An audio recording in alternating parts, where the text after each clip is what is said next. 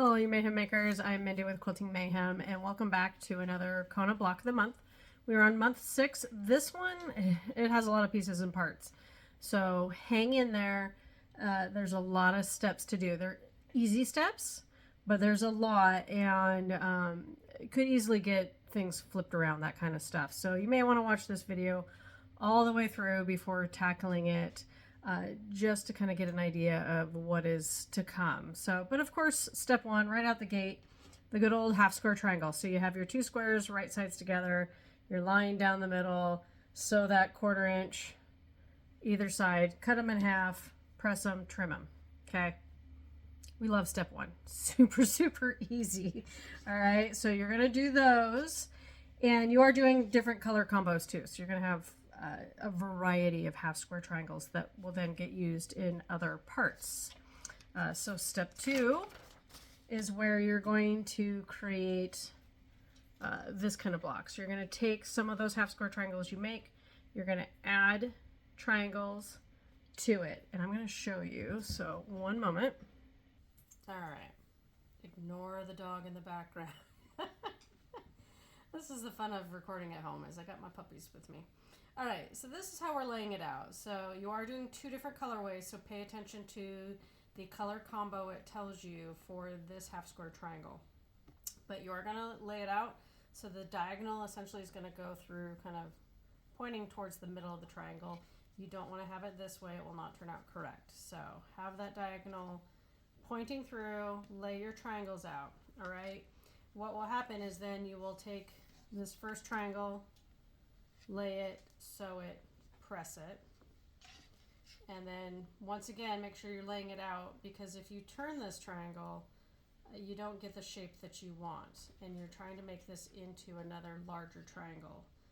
And you can just take your regular scissors, cut off this little dog ear before you put that next one on if that bothers you. Okay, so then you're going to take that, right sides together, you're going to sew it, press it, and open it. And I'm going to go do that real quick and show you what it looks like. All right, so there we go. My diagonal is going through in between those 2 white triangles. You now have a triangle here. Cut that dog ear off. And then you're going to take your larger color triangle and you're going to line it up just like you would anything else. You're trying to make sure that your points match here and everything lines up here. And if you need to, especially if you're new, go ahead and pin the beginning and the end so they don't shift. But I can take it to the machine, just kind of line them up. We're going to sew it, press it open, and then they'll look like these.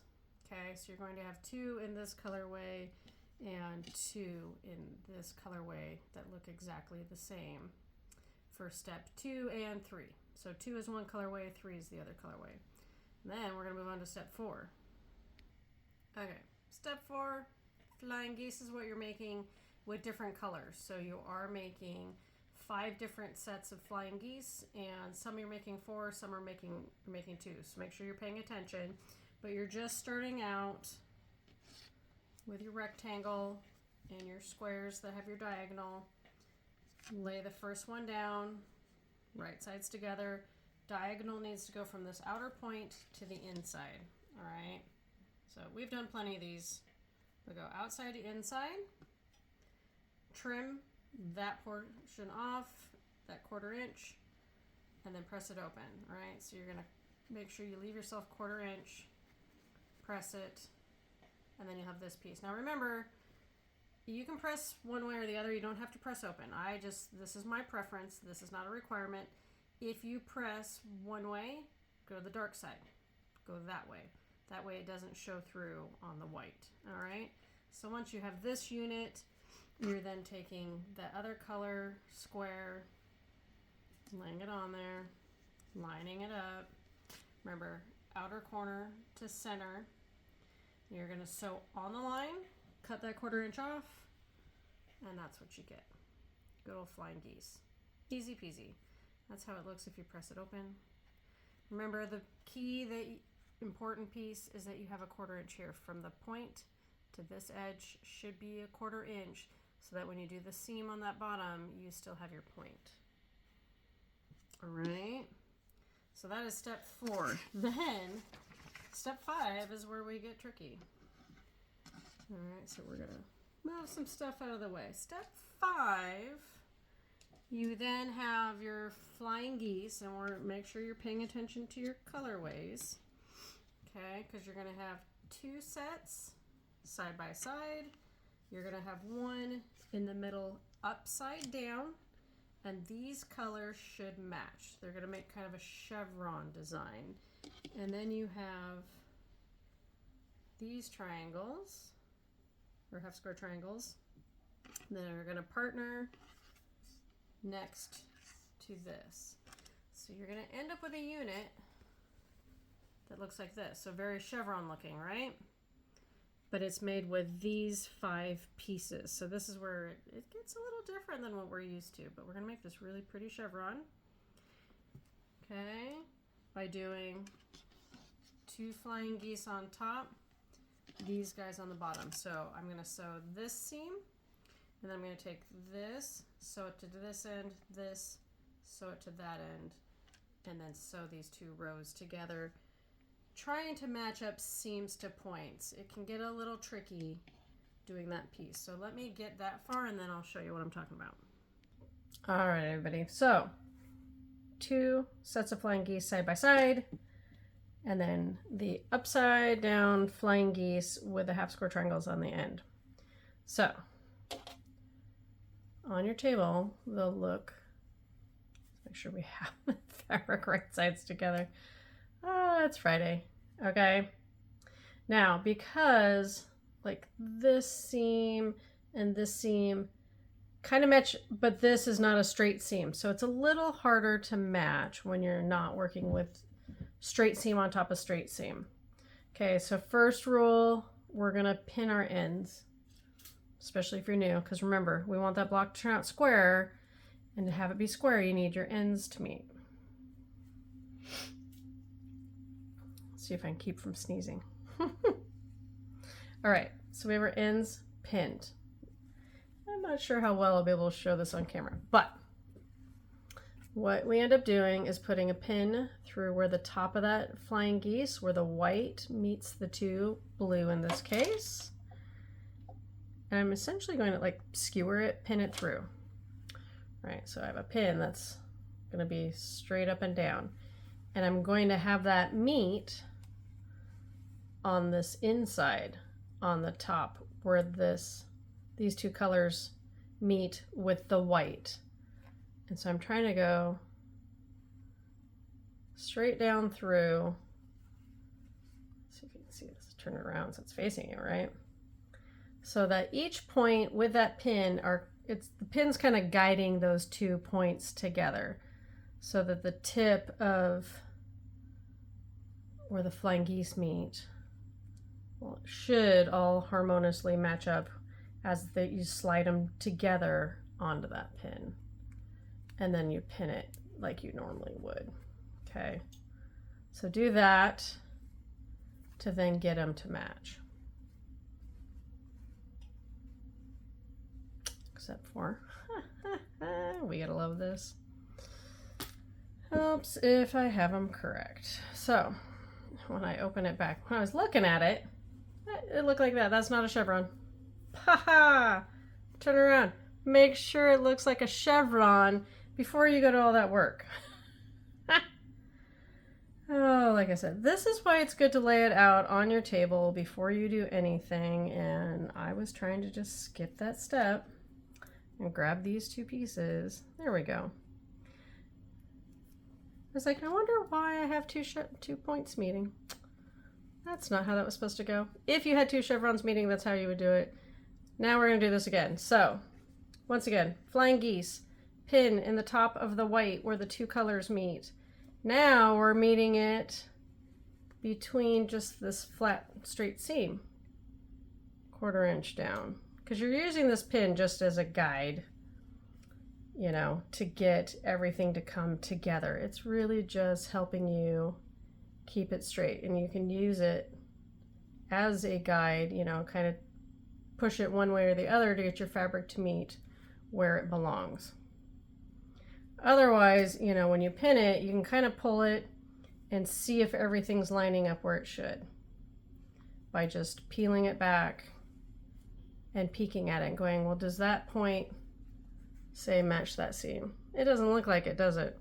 So that's where you're going to be like, okay, well then I'm going to make sure that I'm matching that point to that seam and pinning. So this is a block where you could potentially do a lot of pinning, especially if you're very particular about your points matching. I'm okay with them as long as they come within a couple threads of matching. If they get too far off, yes, I will rip it out and sew it back together. And like this one, you know, I may redo. Because here, look, point matches, nice firm point. And look, I'm not perfect. Like, I lost a little bit of my point. Can I ease it out a little bit? Probably. This is the one that, you know, I may pop that one back out. This is the hardest part, I think, of this block, is trying to get all these flying geese points to match up with the straight line seams, because they didn't give you straight line to match up. All right, so once again, I just kind of peel it back. I look at that, I look at this, and I'm literally trying to line that up. And if you have a pin poking through, it does kind of help you go, okay. Oh my gosh. There we go. Pin poking through. And it acts kind of like a rudder to meet up with that seam.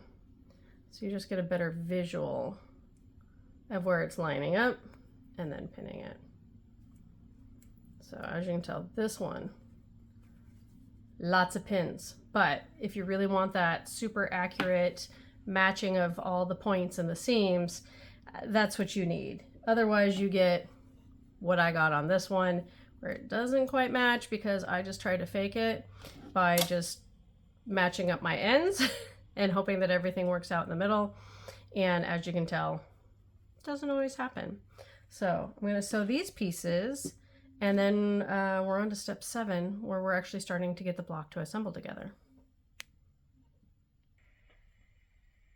All right, so we're gonna get this block assembled. So we're starting with 7, 8, and 9 are our next step. So laying it out, make sure you get that pinwheel going the right direction and that your geese that you're laying out, they are matching.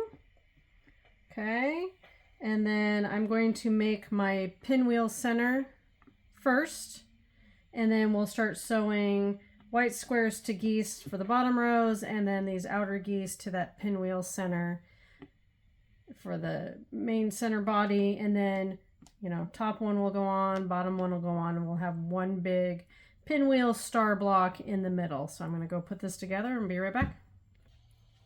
All right, everybody. So we have our green star center. Kind of call this green apple. And then we're going to start laying out all these units that we made and those units that we made, and make sure you're matching up your colors. So your corner units, these colors should match so they come to nice chevron type points.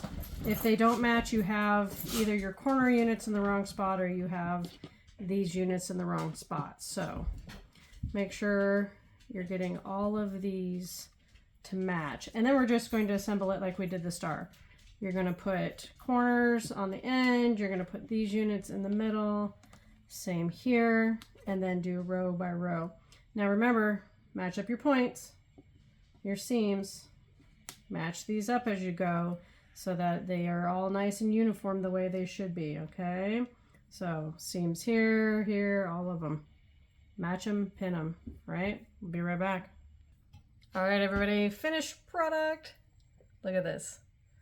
I know it's a lot of work, a lot of seams, but it's so pretty. It is so pretty. I love this. So that is month 6, halfway there. Yay! And I already have a sneak peek of next year. So hopefully you guys have been enjoying this and want to continue into next year. Next year is going to be even easier because it's all using charm squares. So it saves on all that cutting time. So I'm super excited for next year's Kona block of the month. But otherwise, hopefully you are following us on Facebook, Instagram, TikTok and YouTube, all of them. Like us, subscribe.